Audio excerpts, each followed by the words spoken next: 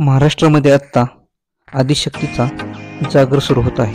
तर याच जागरानिमित्त खंडोबांची असणारी बैल व नवसाला पावणारी म्हणून प्रसिद्ध असणारी जानूबाई व फलटण तालुक्यातील अतिशय एखाद्या गडकोट किल्ल्याप्रमाणे दिसणारी महाराष्ट्र आंध्र प्रदेश फलटणच्या राजघराण्याची कुलस्वामिनी असणाऱ्या आणि याच ठिकाणचे आणखी एक वैशिष्ट्य म्हणजे की या ठिकाणी देवीला सुवर्ण मुकुट देखील चढवले जाते. हे असे वैशिष्ट्यपूर्ण ठिकाण आज आपण आपल्या व्हिडिओच्या माध्यमातून पाहणार आहोत. तर मी कृष्ण सावंत. आज आपण फलटण तालुक्यातील अतिशय प्राचीन असणारे जानेरी देवीचे मंदिर पाहण्यासाठी आलेलो आहे. तर मंदिराबद्दल माहिती देखील घेणार. अतिशय प्राचीन साधारण 12व्या ते 13व्या शतकामध्ये असलेले हे मंदिर आहे. तर चला पाहूया मंदिर. महाराष्ट्रातील सातारा जिल्ह्यापासून सातारपासून 75 ते 80 किलोमीटर अंतरावरती असणाऱ्या व फलटण पासून पूर्वेला आसूर रोड पासून म्हणजेच 12 किलोमीटर अंतरावर असणाऱ्या राजळे गावात येऊन पोचताच आपल्याला एखाद्या ऐतिहासिक गडकोट किल्ल्यात आल्यासारखे वाटते. तर हे ऐतिहासिक ठिकाण हे राजळे गावचे जानूबाई म्हणून असणाऱ्या मंदिरामध्ये येऊन आपण पोचतो. या ठिकाणी येऊन पोचताच आपल्याला पूर्वाभिमुख असणाऱ्या 12व्या शतकातील हेमाडपंथी पद्धतीचे जानूबाईच्या मंदिराचे दर्शन होते. या ठिकाणी येऊन पोचताच आपल्याला एक प्राचीन बारव आणि गडकोट किल्ला असलेल्याची तटबंदी चारी बाजूने पाहायला मिळते. या गडकोटाच्या म्हणजे देवीच्या प्रवेशद्वारावरती नगरखाना देखील आहे. या मंदिरामध्ये जाण्यासाठी आपल्याला काही पायऱ्या चढून वरती यावे लागते. साधारणपणे 40 ते 50 फूट उंच यावे लागते. वरती येताच आपल्याला मंदिराच्या जुन्या अवशेषाचे देखील दर्शन होते.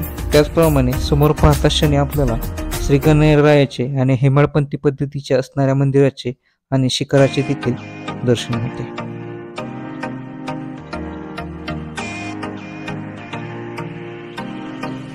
मंदिर परिसर अतिशय भव्य देखील आहे.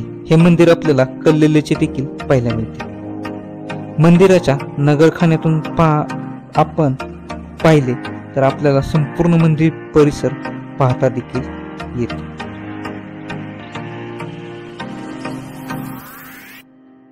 राजळेची जानाई देवी ही फलटणच्या ऐतिहासिक राजघराण्याची कुलस्वामिनीचे असलेल्याचे देखील सांगते. चला मंदिरामध्ये जाऊया.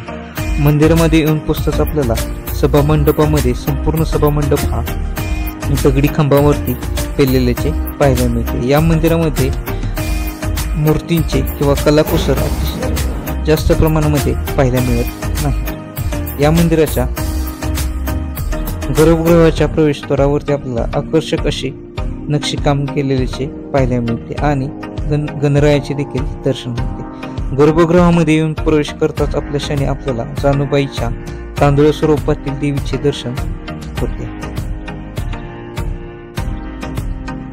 तांदळाच्या पाठीमागील बाजूस आपल्याला देवीच्या मूर्तीचे देखील दर्शन होते. याच ठिकाणी देवीला चैत्र उत्सवामध्ये सुवर्ण मुकुट देखील चढवला जातो.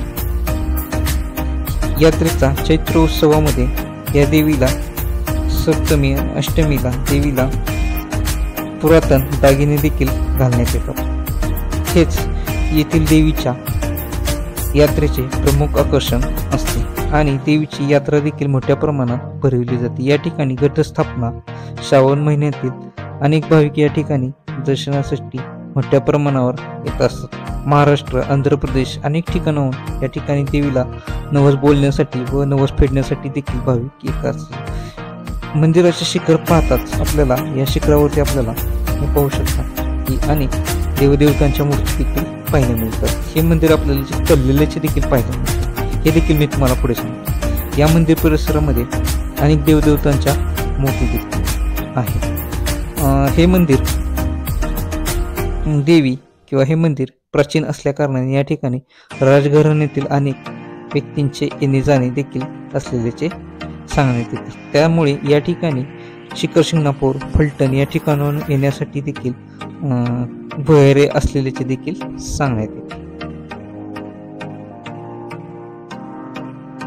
1967 साली महाराष्ट्रामध्ये खूप मोठा असा भूकंप झाला होता. त्या काळी हे मंदिर या भूकंपामध्ये, कारण हे मंदिर जमिनीपासून साधारणपणे 40 ते 50 फूट उंच आहे, तर मंदिराचा मागील बाजूस पाहिल्यास तर हे मंदिर कललेल्याचे देखील पाहायला मिळते. तर या मंदिराचा जीर्णोद्धार देखील 1979 साली केलेल्याचे देखील सांगण्यात येते. हे मंदिराचे उत्तर प्रवेशद्वार आहे.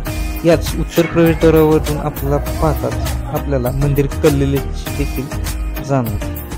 हे बारकाईने पाहिल्यास आपल्या लगेच लक्षात येते. मंदिर परिसरामधून बाहेर पडताच आपल्याला या ठिकाणी अनेक स्टॉलचे देखील दुकाने पाहायला मिळतात, कारण या ठिकाणी यात्रा उत्सव मोठ्या प्रमाणात साजरा केला जातो. त्याचप्रमाणे प्राचीन समाध्या आणि देवीचे मूळ स्थान देखील पाहायला मिळते आणि महादेवांचे दर्शन देखील आपल्याला घेता येते. अतिशय सुंदर असा नंदी आणि त्याच्या समोर असणाऱ्या महादेवांच्या सुंदर अशा महादेवांच्या दर्शन देखील आपण घेतो. हे असं प्राचीन आणि ऐतिहासिक ठेवा पाहण्यास आपण देखील विसरू नका. आज तर आपण जाणे देवीचे दर्शन घेतलेले आहे. तर आपला व्हिडिओ देखील नक्की कसा वाटला ते पण आपल्याला नक्की सांगा. अतिशय सुंदर असं हे मंदिर आहे. व्हिडिओ देखील कसा आहे ते देखील आपल्याला नक्की सांगा.